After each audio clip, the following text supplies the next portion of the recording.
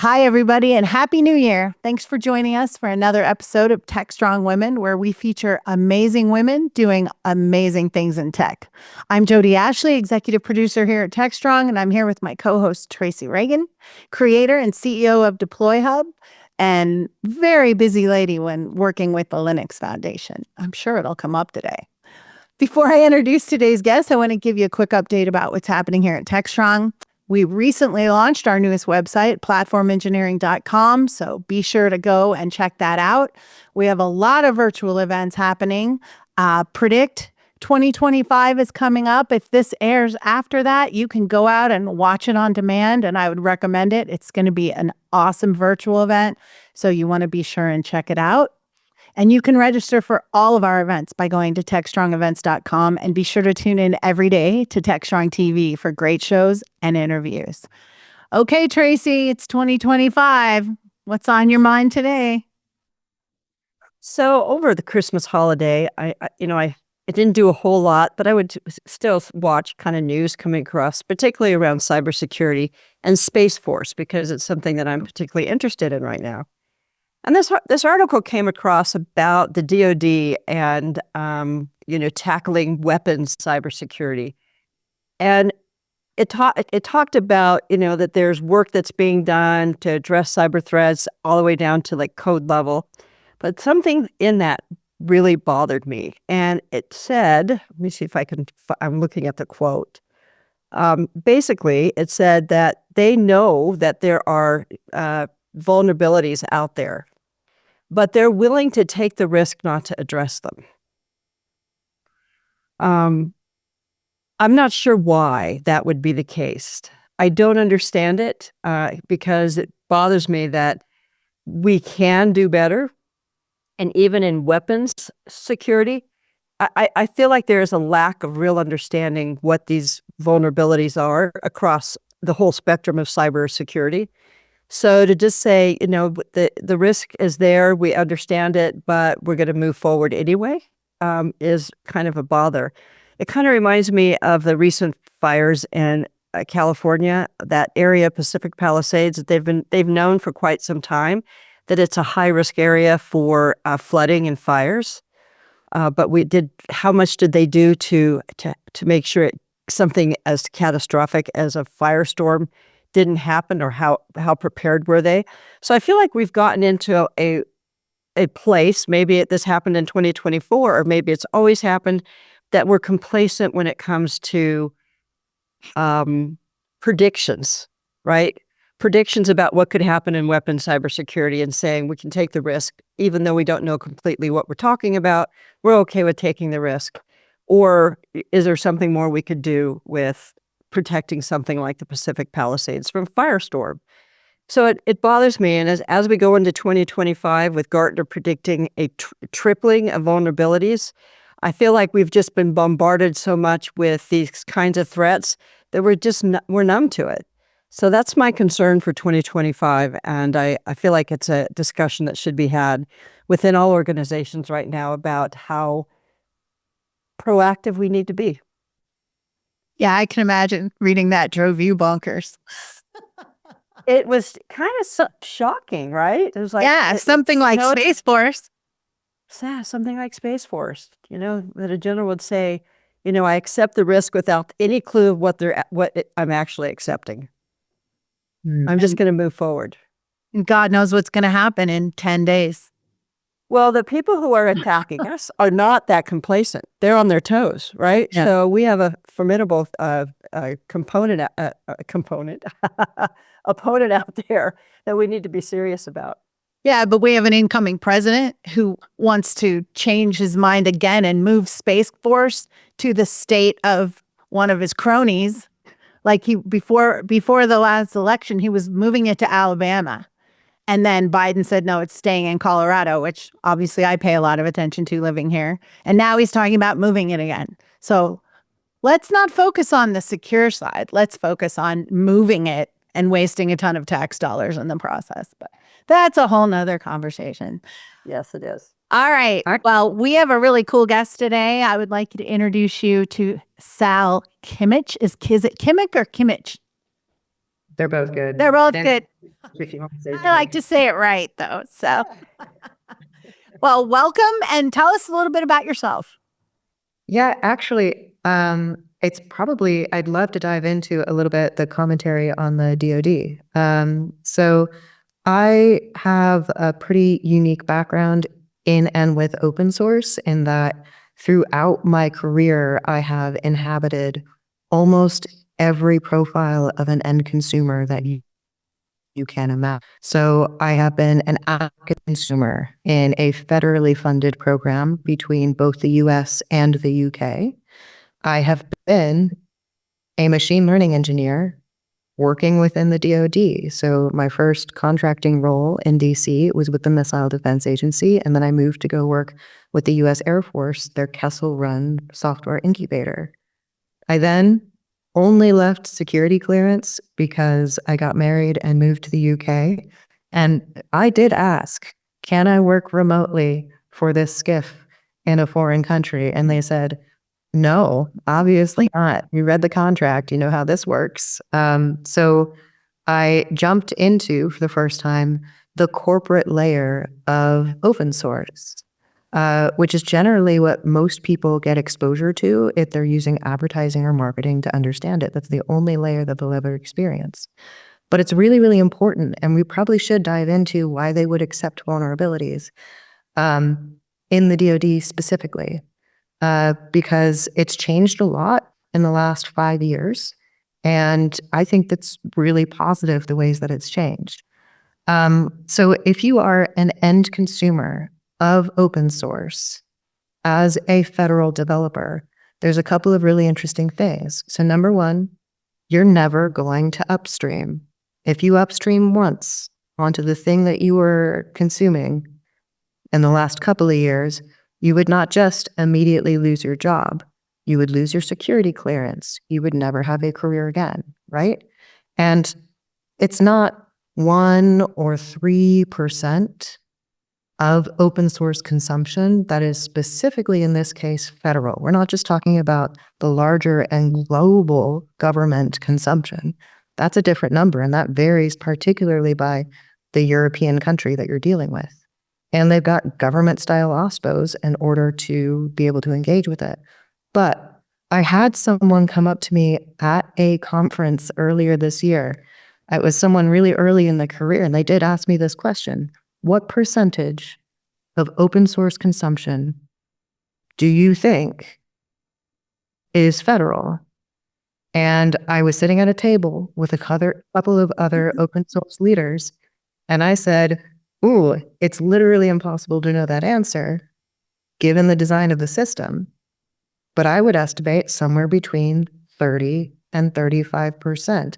And then the only reason why I'm willing to say that publicly as something slightly more than a conjecture, even though that's all it is, there's no stats, I then turned to someone who works in a major corporation that I know has not just a general OSPO, but a specific federal OSPO. And they did not speak a word, but they did give me a nod and a shrug, as if that is about correct, right?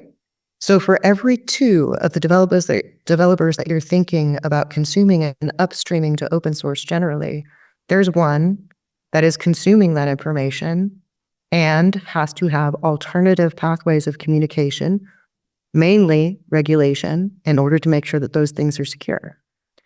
And I think this is really, really interesting when it comes to security vulnerabilities of the supply chain.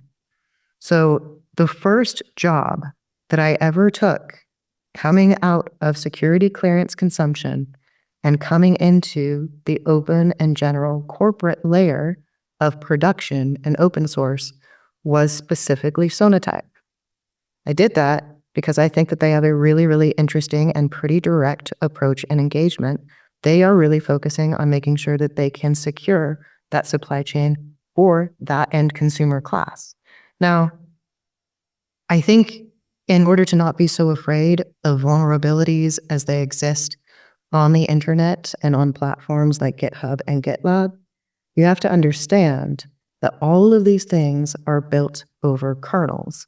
And there are many different kernels. I've mostly studied and investigated the Linux kernel. There are other kernels as well. And even the Linux kernel is not a single kernel. There's about 7 of them that are really, really important. There's 3 of them. There's like the main line, the main kernel, which most people generally use.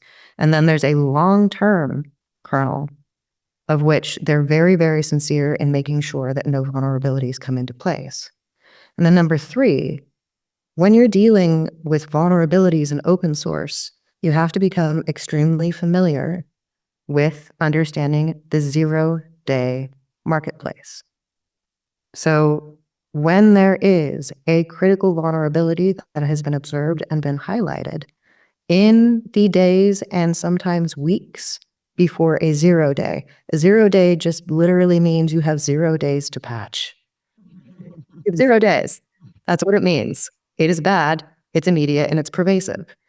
And so when you received a 0-day vulnerability, you have to understand that all of the work has already been done to secure the critical infrastructures that you depend on. Now, this is not just the DoD.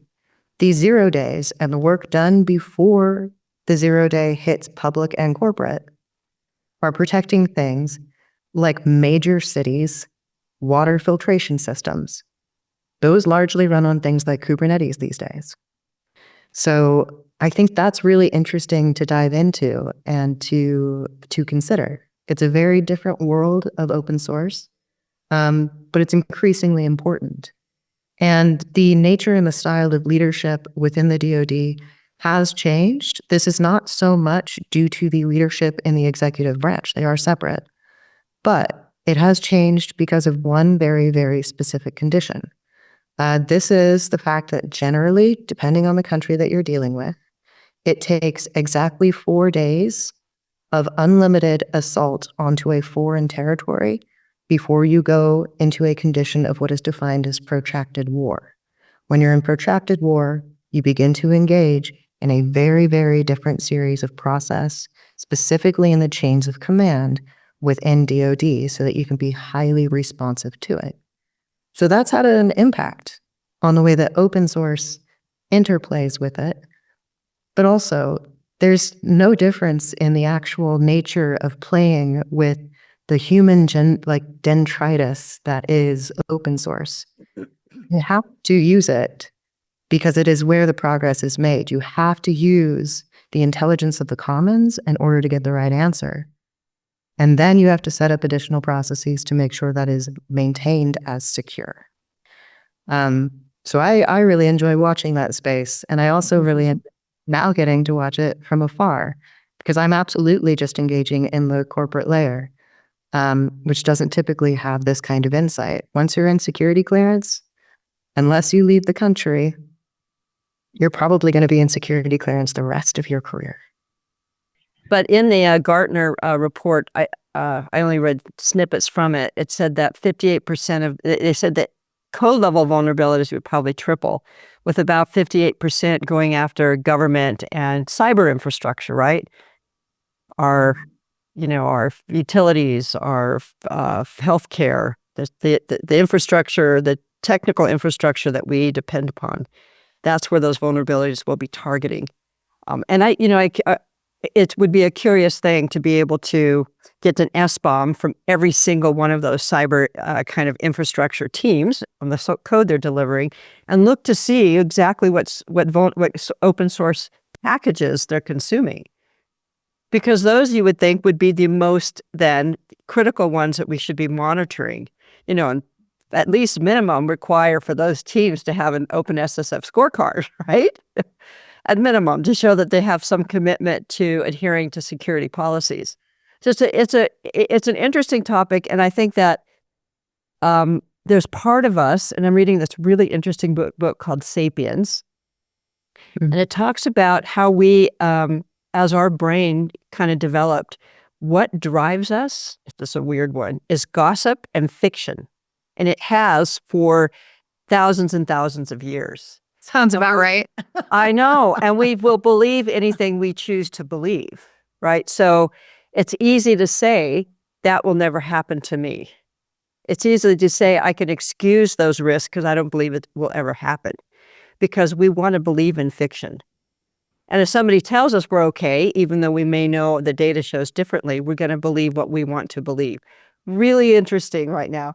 Now, Sal, you have a PhD. Yes, interesting story. I don't, but I can explain why.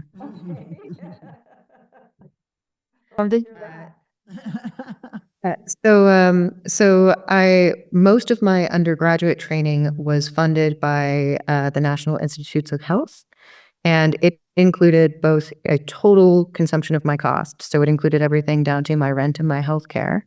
And then I was immediately positioned to do an accelerated PhD between the US and the United Kingdom, specifically working on real-time signal processing for medical interventions for the human brain.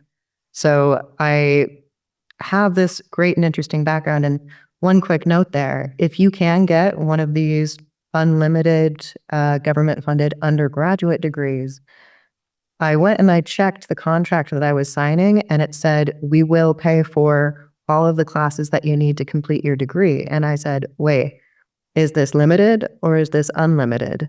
And I found out it was unlimited. So I, in fact, left my undergrad with 2 majors and 2 minors because I didn't have to pay for them. I could just pursue it as true education, much more European style. So I got a degree in cognitive science with a focus on neuroscience, where I was doing all of my statistical work. And I got another degree in political science with a focus on public law. I really enjoy, and I find it very interesting, to look at history from the perspective of codified law, because it gives you much more information about who was in power, how is that power titrated, and how is it maintained or lost. You can do that by analyzing law much better than you can by sociology. But then I jumped into this accelerated PhD. So it was a 3-year minimum.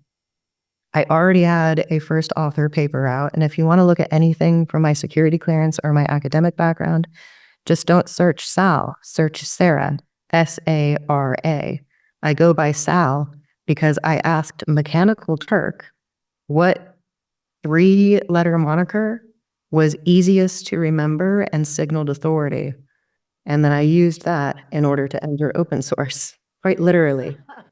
And when I look at gender and pronoun dynamics, I really myself personally don't care. Any pronoun said to me with respect will be treated with respect. However, generally, if it's in writing, I'm going to prefer they, them, because I don't want to be indexed into a specific profile that could have a bias in an algorithm.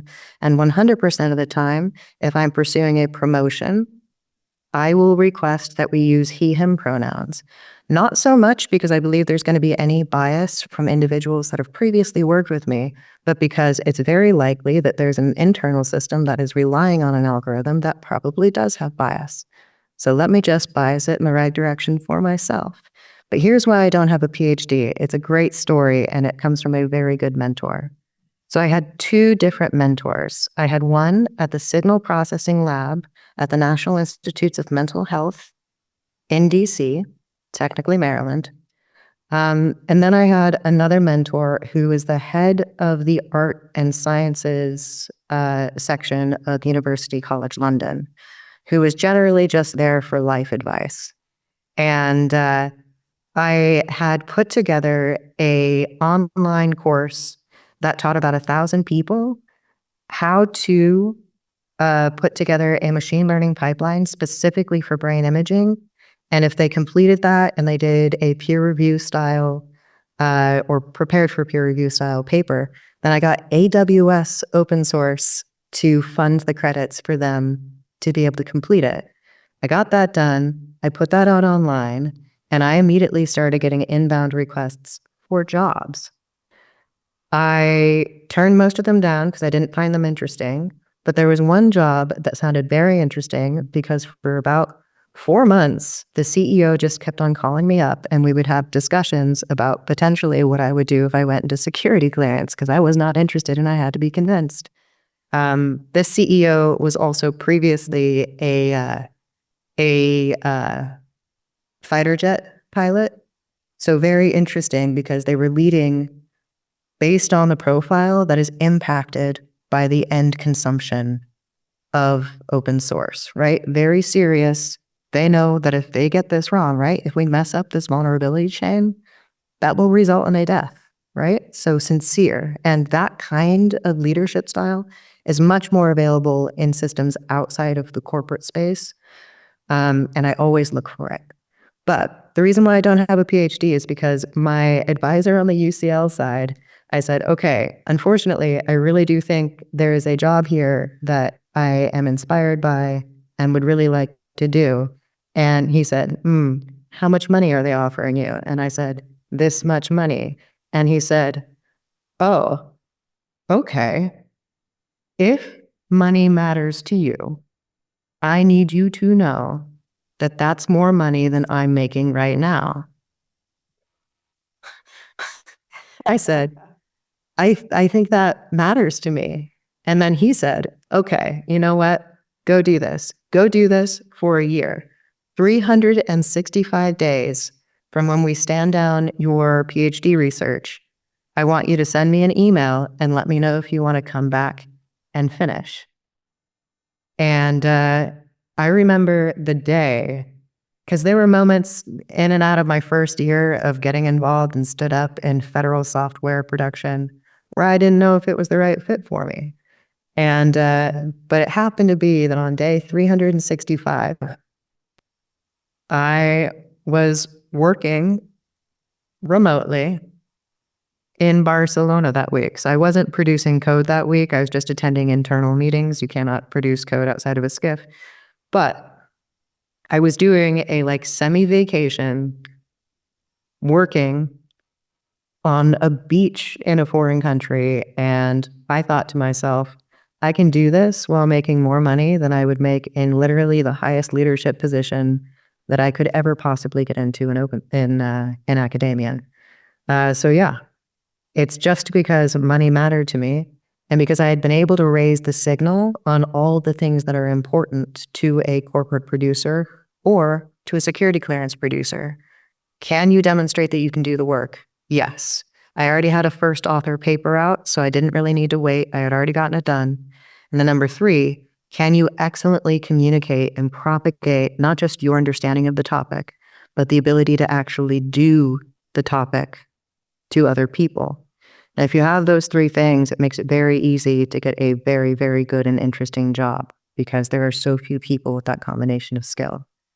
And yeah, sometimes I fantasize about going back to academia, but I just cannot pull myself to do it because it used to be that I had to be in academia because I needed access to supercomputers.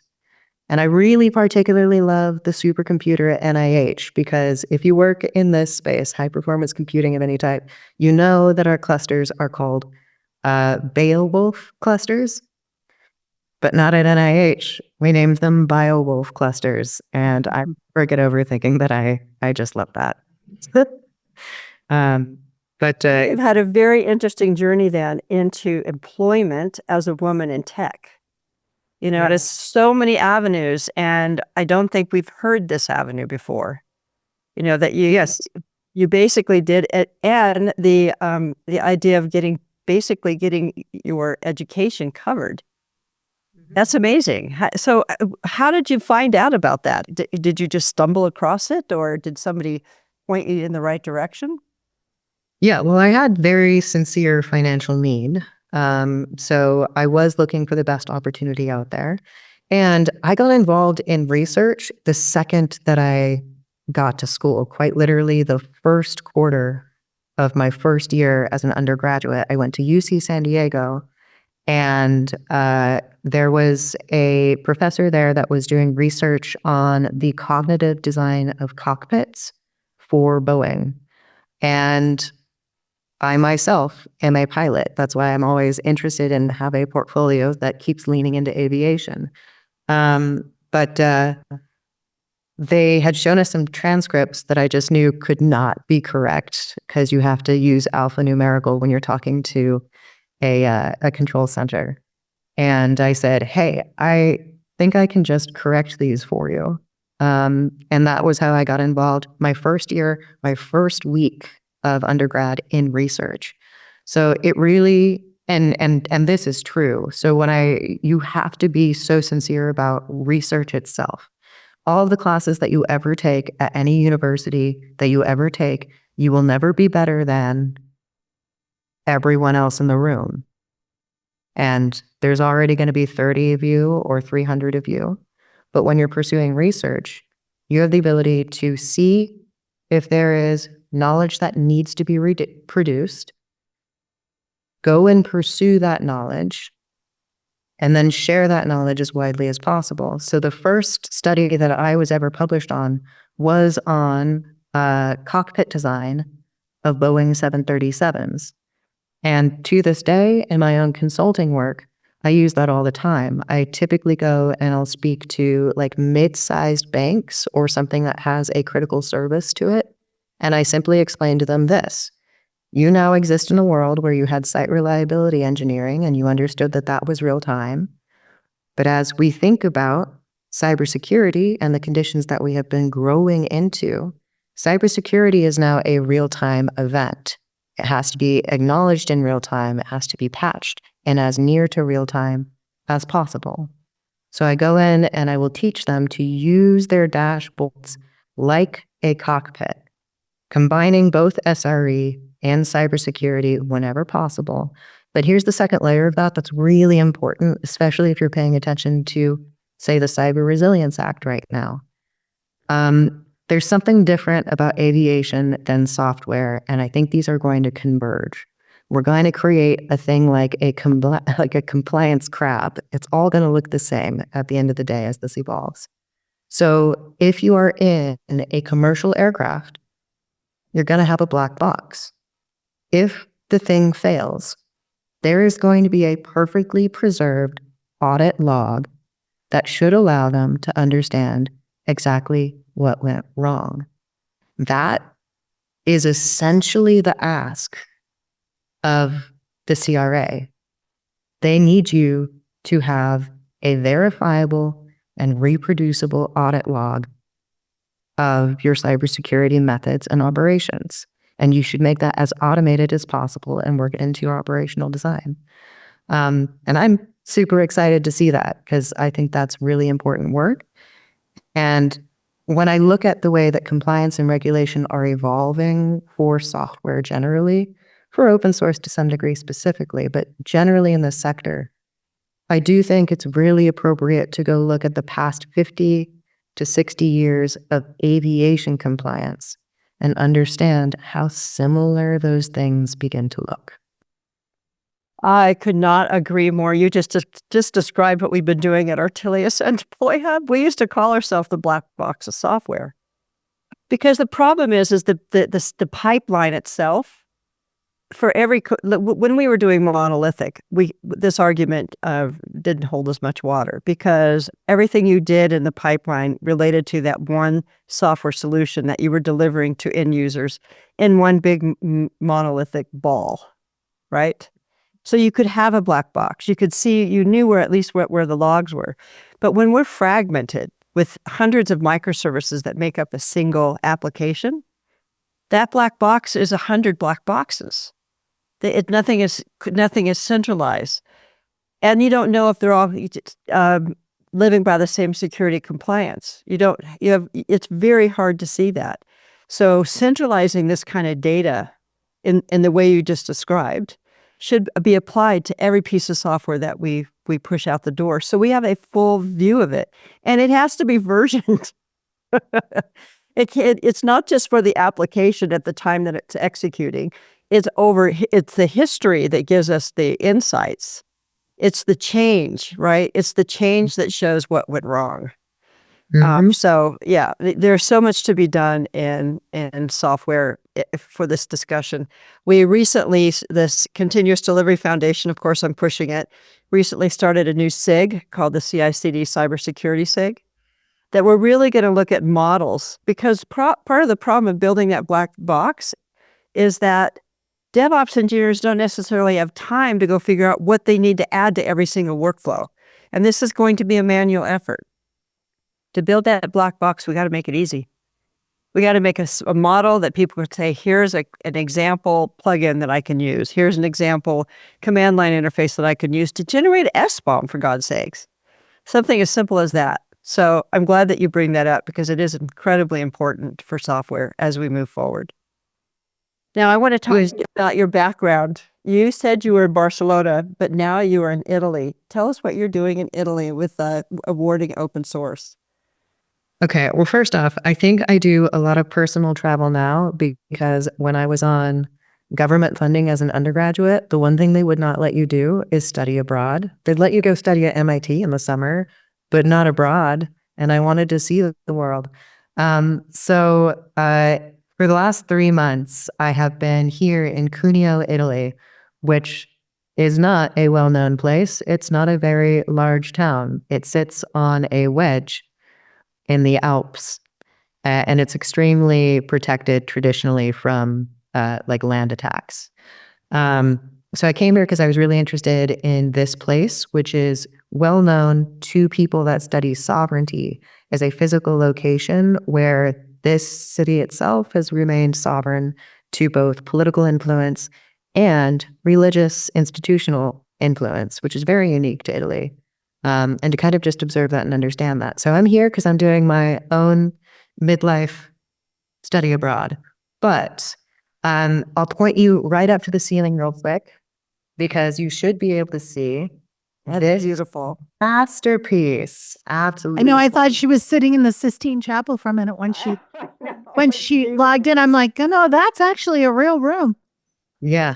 But that was commissioned by the family, the Rabati family in the 1700s. That's their crest right behind me.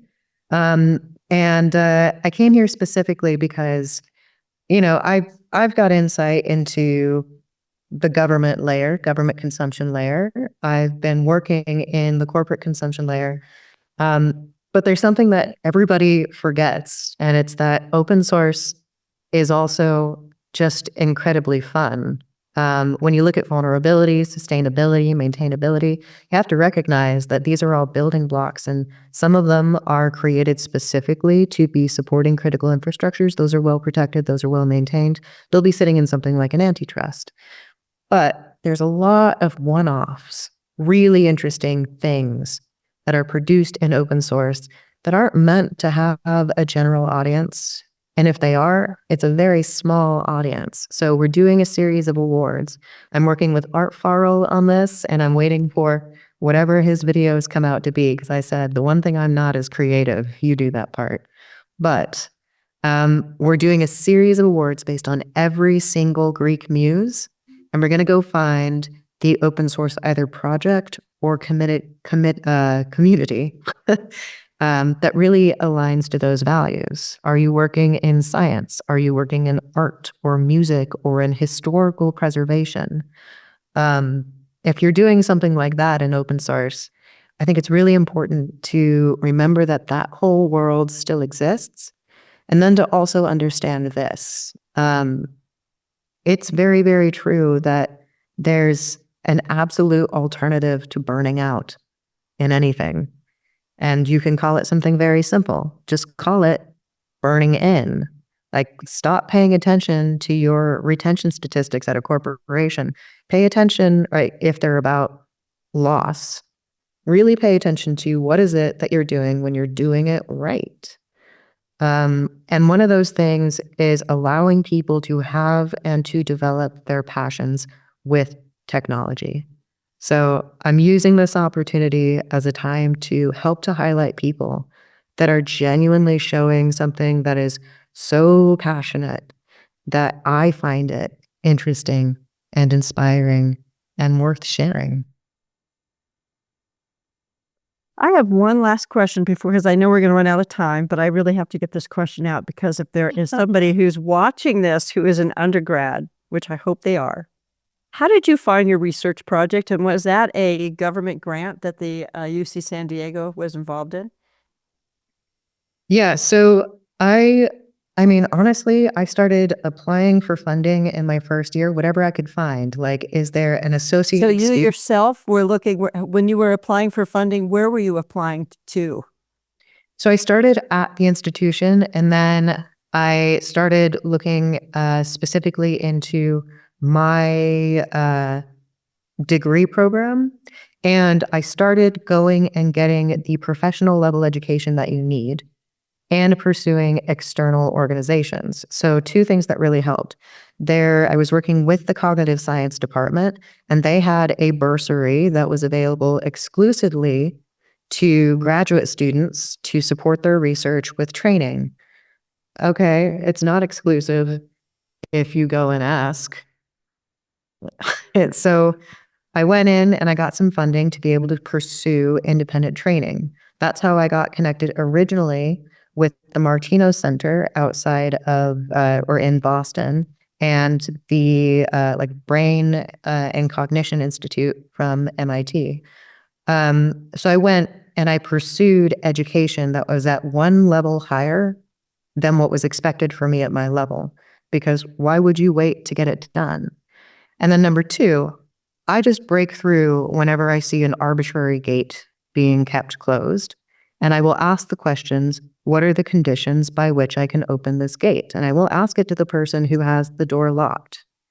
One of those conditions was very important to me. So I really wanted to join the Association for the Scientific Study of Consciousness, because I was studying real-time interventions using fMRI brain imaging. And I was told at the time that that's great. We'd love for you to participate in our student committee, but that's for graduate students.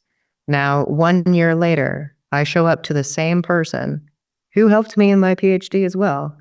I show up to the same person who had that door locked, and I said, hello, I am still an undergraduate. I have full funding, not just for myself, but for my research. Does that satisfy the condition of being a serious researcher in this space? They said yes. They let me join. I was immediately working with the professionals in that field. So go and look at gates, see if they're actually closed, see if you can get them open. And if they are closed, make the conditions discrete, get them in writing, and see if you can fulfill them. When you're fulfilling those conditions, great, you're done, you're set. Now, there is another thing that's really important. I pursued biomedical research. So in order to do that with human subjects particularly, you have to be working under something that is called an IRB form, so the Institutional Review Board. I haven't heard of many undergraduates holding one of those themselves under their name, but I was pursuing independent research. I was creating my own research designs and then using the funding to get the data done and then to produce those methods. And that worked. I just didn't tell myself that any of those were conditions just because they're arbitrary and they exist to satisfy a societal expectation of when you'll be ready to produce intellectual property. And if you're pursuing open source, you're ready already. It's why you're here. But one thing's really important because it's mentorship. And I know the best mentor that I ever had in life was Dr. Lisa Iyer. Dr. Lisa Eiler from the VA hospital in San Diego. And I remember going to her early on, and I was shopping around and asking every single lab that I went to, do you think I can get a first author paper done as an undergraduate? And I had some people actually laugh in my face when I said that. Doesn't matter to me. That's just a closed door. I'll knock on the next one. But I went into her office and she said like 5 words to me that were so powerful because I had never heard them before. I've been well supported, well coached my whole life, but no one had ever just said about something I wanted to do, you can, and I'll help you. So simple. But that's not something that women hear. Women versus men are much more likely statistically to hear a no when making requests around funding, when making requests around promotions, all of these things. And she just recognized something burning in me, the fact that I was really burning into consciousness studies and to modeling and interacting with consciousness as a computational design. And she fully supported me. And I will always be grateful for that. And it's something that I make sure to say explicitly to anyone that I am mentoring, find out exactly what it is that they want to do in life, see if I can support it. And then I do everything in my power to do that sincerely. You can, and I can help you. Those are very, very powerful words, right? That's amazing. Absolutely amazing. We hear the journey of women all the time, and mentorship is always at the core of very successful women. Absolutely. That's what we hear. And it's not just mentorship from other women, it's mentorship from men as well. Yes. Yes, absolutely. Men are part of the solution. They are so much part of the solution. Yeah, they're also part of the problem, but that's it. Yes, they are. Yes, they are. And I don't know how much time we have, but Yeah, we're pretty much there, ladies. can we just ask a question? Yes, you ask your question. What is a book recommendation? Tracy, always that. So there's 2 books that are super important. Actually, I have one of them sitting right over there. It's Cybersecurity for Generative Systems. It's very good. Another book that you should read if you're really interested in understanding the state of cybersecurity is the Cyber Deception book. So there's a Cyber Deception 101 book. It comes out for fintech services about every 2 years, and it basically explains how you create honeypots and artificial systems in order to observe adversarials attempting to get into your system without letting them do it. That still is incredibly important work, and it's one of the most evolving areas of cybersecurity because now it's just agent on agent artificial intelligence. But I do want to jump back to one thing that I think is really important to consider and think about, especially at the corporate layer, for vulnerability analysis and awareness generally. There's 2 approaches to it that we can take. One of them is the one that most people are currently taking, and it's basically doing a scan, semantic analysis, and identifying either the vulnerable project or the vulnerable code snip. That's incredibly computationally expensive, and it may also encourage people to be pursuing a vector of compound vulnerabilities. Always remind people that Log4j in itself was not a vulnerability. It was a compound vulnerability when in place with JNDI. That made it harder to catch for a while. But there's another approach to this that is entirely different, and it is using category theory in order to find those conditions. So applied category theory is a way to begin analyzing vulnerability. And it would allow you to find categorical conditions and to avoid not just a single code snippet, but to actually be able to see. And when I say categorically, it means we have set condition A feeds to set condition B, feeds to set condition C. We now know exactly how many projects have that logical, substantial backend. And we can remove that vulnerability, whether or not it looks the same. We can remove that logical compound across languages, across semantic complexity. That's a direction that we absolutely have to go into. And it's not something that is a far out there idea. There are some R&D spaces that are looking into this. And you must understand very importantly that this is an idea that particularly the US pays attention to. NISTs, organizational design, all of the things that it gives down for us to be compliant to are to be ACT compliant.